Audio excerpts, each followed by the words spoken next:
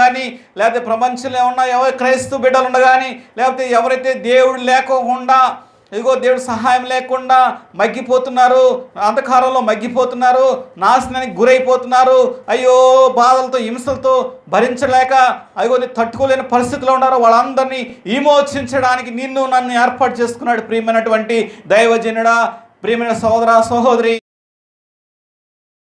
అందుకోసమనే మోషే అనే ప్రవర్తనిక దేవుడి పని కొరకు రమ్మంటున్నాడు. ఇదిగో ఇక నువ్వు రావాల్సిందే అని దేవుడికి మోషేకితో వాగ్దానంతో కేకేయడానికి ఒక చక్కటి సన్నివేశాన్ని మనం చూడబోతున్నాం. దేవుడు మోషేని ఏర్పాటు చేసుకునే విధానాన్ని మనం చూడబోతున్నాం.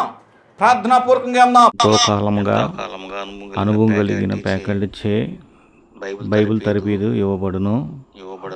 ఆసక్తి కలిగిన వారందరూ పాల్గొనవలసిందిగా ప్రేమతో ఆహ్వానిస్తున్నాం.